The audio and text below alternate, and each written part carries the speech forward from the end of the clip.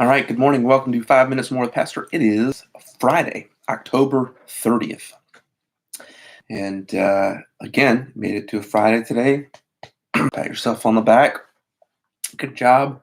It is starting to sprinkle and rain outside, but and I was just thinking this morning when I got up how thankful I am for, really, for the most part, the weather that we've had in September and October. Now, granted, I know early September with the wildfires and everything, that weather was not enjoyable at all. But I've beyond that, obviously, I've really enjoyed the weather that we've had during these months, and I'm thankful for it. And so excited to enter into November at the beginning of this coming week. And I told Cassie, I said, for the first time this year, I'm excited about the holidays that are coming. Thanksgiving will be here before we know it. Christmas will be here before we know it. And so I look forward to those. Now, before I get started, I always hesitate on how much to say and how deeply to say it. But for those of you that are part of Pioneer, we've just been made aware of a church building that's for sale. And so we're just going to look. We're going to see. That's all the details I'm going to share with you right now, because we don't know. Just asking you to pray about that and ask for the Lord's will to be done in it. So that's always exciting when something like that happens, and we want to see what the possibilities there are, if this is what the Lord has for us. And so that's all that I ask for right now. And if things move along or not, we'll be sure to let you know. Proverbs chapter 6, verses 32 and 33 say this: But whoso committeth adultery with a woman lacketh understanding. He that doeth it destroyeth his own soul.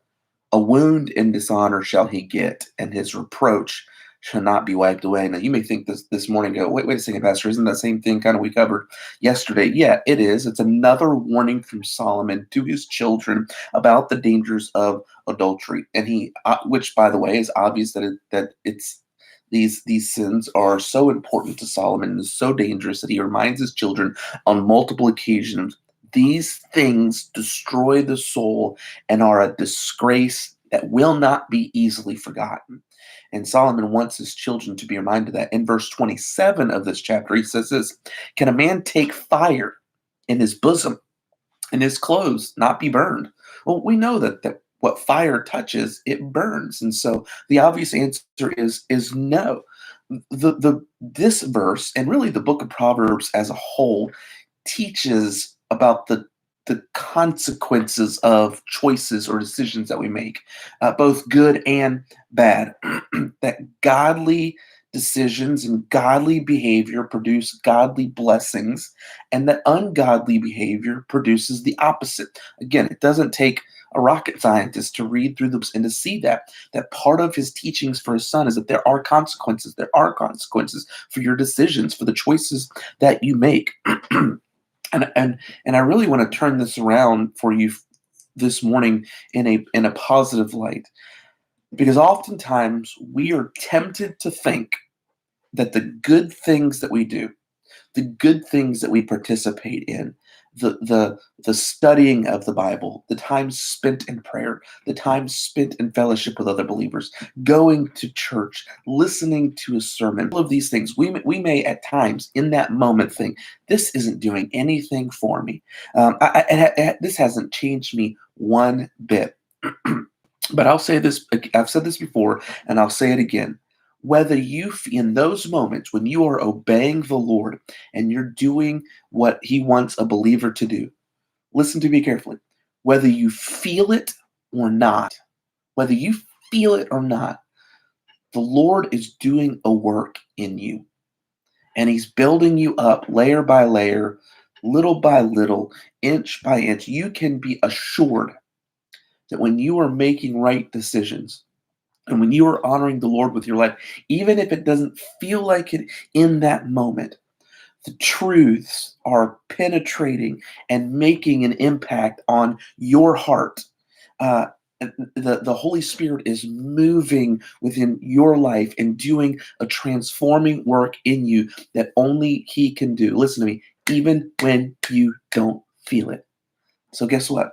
There are consequences, good consequences, for doing what is right. And I'll admit, sometimes you do right, and you do right, and you do right, and you do right, and you do right, and you follow the Lord and you're obedient, not because, and listen, the motive behind that is, I want to please the Lord. I know this is honoring to Him. The truth is, whether we ever get any good payoff out of it or not, we ought to do it because we want to honor the Lord with our life.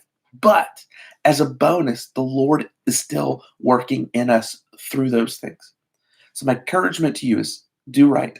I remember because Bob Jones Sr. that one time said, "Do right till the stars fall." And he would preach. He'd just say, "Do right, do right, do right. We should do right," knowing this that God is doing a work in us, even when we don't feel it. Um, Hope you have a good Friday, and we'll talk to you later. If you're part of Pioneer, hopefully we'll see you this weekend, and have a great rest of the day.